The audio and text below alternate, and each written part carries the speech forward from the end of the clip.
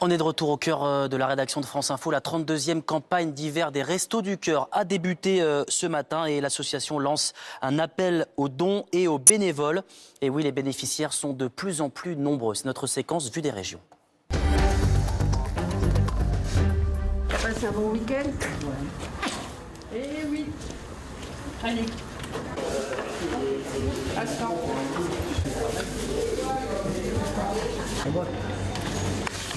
Qu'est-ce que tu veux? Boîte. Tout ce que vous voulez me donner, j'accepte.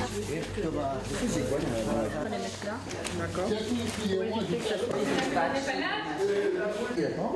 T'as pas envie? Moi, je suis contente de m'occuper des gens. Ça me fait... C'est vrai que c'est bien. Je sens que je sers à quelque chose. Moi, j'ai dit aux gens, là, hein. Alors là, dans les... Attention.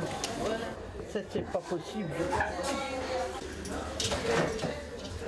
C'est quoi ce truc? Si aujourd'hui on n'aide pas notre prochain, je veux dire demain c'est peut-être à notre tour. Oh oui. Donc ça bascule très vite et j'en ai fait aussi l'expérience. Donc j'ai reçu, aujourd'hui je donne.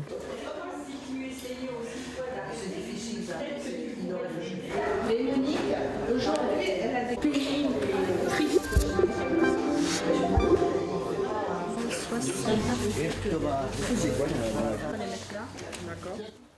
Bientôt minuit sur France Info. On termine en beauté avec notre traditionnelle revue de presse. À la une du Figaro, demain, la primaire de la droite, évidemment. Les juppéistes et la gauche se déchaînent contre Fillon qui essuie le feu nourri d'Alain Juppé, mais aussi du PS qui juge son programme trop à droite, écrit le Figaro.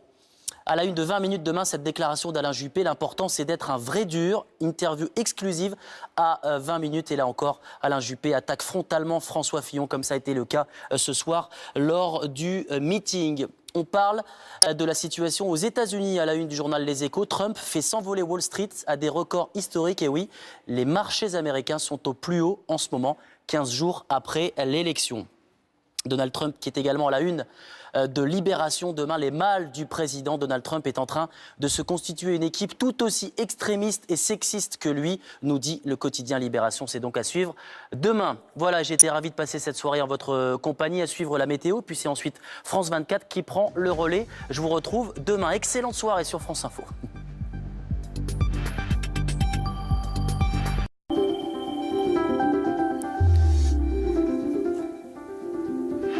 Je vous souhaite de passer une excellente et belle fin de soirée en notre compagnie. Soyez prudents dans ces régions du Sud, surtout dans la vallée du Rhône, car il y a toujours une vigilance pour 8 départements, inondations et pluie des Bouches-du-Rhône à la Saône-et-Loire. On voit bien quand même que cette perturbation se décale un petit peu vers l'est. On retrouvera de la pluie des Pyrénées en remontant sur l'Aquitaine, la Nouvelle-Occitanie, le Massif central, la Bourgogne. Mais dans l'ensemble, ça tente à se calmer un peu. Mais le vent, lui, va souffler encore fort, jusqu'à 90 km/h en rafale pour le vent de sud. La nuit sera plus calme sur le nord-ouest et sur la frange est du pays. Demain matin, eh bien, tout ce système va basculer par l'ouest, car la dépression sur les Baléares va générer un flux d'est et ça va pousser cette perturbation par l'ouest, regardez. Et on attend des pluies considérables à caractère orageux sur le Languedoc-Roussillon ainsi que les Cévennes, avec un vent d'autant à 100 km/h en rafale. Il y aura de la pluie sur le sud-ouest et cela remontera sur le Poitou et Charentes, l'intérieur de la Bretagne jusqu'à la Normandie, avec un vent de nord-est sur les côtes de la Manche et de l'Atlantique, donc c'est de l'air un peu plus frais. Et puis ça va se dégager un peu quand même sur le nord-est, le centre-est et la région PACA, même s'il y a encore quelques nuages qui traînent. Les températures minimales oscilleront entre 4 et 16 degrés avec un contraste, plus de fraîcheur dans le nord-ouest et de la douceur dans le sud-est. Le même contraste dans l'après-midi, on attend 10 à 21 degrés, c'est carrément des températures d'un mois de mai sur le sud du pays. 21 degrés dans la basse vallée du Rhône, 14 dans la capitale, température toujours au-dessus des normes de saison. Alors dans la nuit de mercredi à jeudi, à nouveau tout va basculer vers l'est et on attend de nouvelles salves orageuses sur le sud-est, donc ces régions encore touchées par des intempéries, des pluies orageuses avec un vent de sud qui se renforce dans le sud-est en remontant sur la région centre et la Bretagne. Sur le sud-ouest, un peu plus de soleil. Vous regardez Paris Direct, bonsoir, soyez les bienvenus si vous nous rejoignez. La campagne est intense entre les deux candidats à l'investiture présidentielle pour la droite et le centre. Ils étaient tous les deux en meeting ce soir. Alain Juppé considère le projet de François Fillon comme traditionnel et très à droite. Non seulement l'armée syrienne continue de pilonner les quartiers rebelles d'Alep, mais des barils de chlore ont été largués par hélicoptère. Certains habitants ont souffert de difficultés respiratoires. Damas a toujours nié de tels actes. Les Restos du Cœur ont lancé leur campagne hivernale. Des dizaines de millions de repas devraient être servis. La fréquentation ne faiblit pas. De plus en plus de femmes seules avec des enfants se présentent.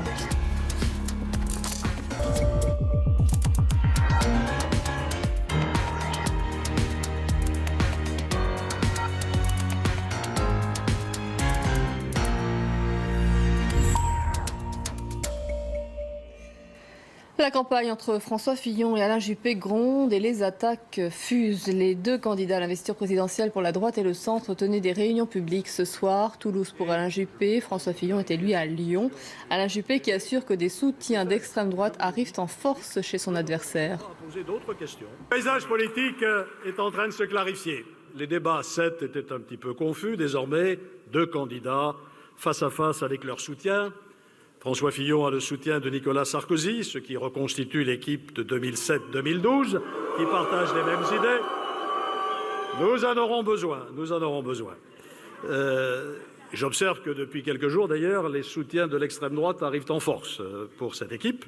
Moi, je suis soutenu par une grande partie de LR, par l'UDI et par le MoDem. Bref, le rassemblement qui nous a toujours permis de gagner les élections que nous ne pouvons pas gagner séparés les uns des autres. Antoine Mariotti était à Toulouse. Il a suivi pour nous cette réunion publique ce soir. Je vous propose d'écouter son analyse. Alain Juppé qui a été particulièrement offensif, on serait tenté de dire enfin offensif. Désormais, le maire de Bordeaux attaque. Il attaque François Fillon, son nouvel adversaire. Il le dit, je n'ai pas la même vision de la France que lui. Il dénonce d'ailleurs le programme qu'il estime brutal de François Fillon, un programme irréaliste selon lui. Il ne pourra pas tenir toutes ses promesses. Moi, je ne vous ai jamais promis la lune. Si Alain Juppé se veut désormais plus mordant, c'est qu'il sait que c'est sa toute dernière chance. D'ailleurs, il tend un petit peu de fendre l'armure en faisant intervenir sa femme, chose rarissime, à la tribune. Ses nouveaux soutiens se sont également exprimés, Jean-François Copé ou encore Nathalie Kosciusko-Morizet. La France, dit Nathalie Kosciusko-Morizet, a besoin de volontaires, pragmatiques, pas de réactionnaires. C'était le maître mot ici, à Toulouse. Attaqué, François Fillon trouve que son adversaire est tombé bien bas. Ce sont ses mots. Alors quels ont été ses arguments ce soir devant ses partisans à Lyon? Écoutons-le. Nous avons gagné la première manche, mais moi je ne me laisse pas emporter par les vivas et par les pronostics d'un microcosme qui m'enterrait il y a 2 mois. Moi je ne change pas.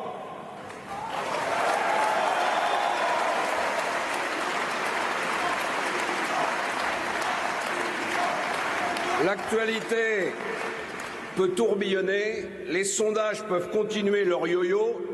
Depuis 3 ans, je trace ma route, et je trace ma route pour un projet et pour mon pays.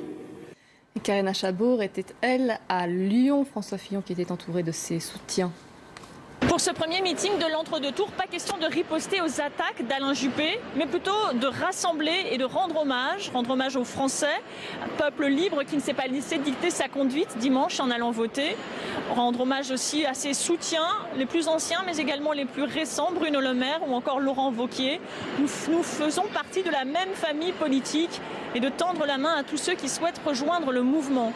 Un hommage aussi rendu appuyé à Nicolas Sarkozy et d'insister sur le fait que nous sommes dans la dernière ligne droite et qu'il s'agit de mettre un terme à un quinquennat d'échecs et à des années de fausses idées qui empêchent le pays de se moderniser.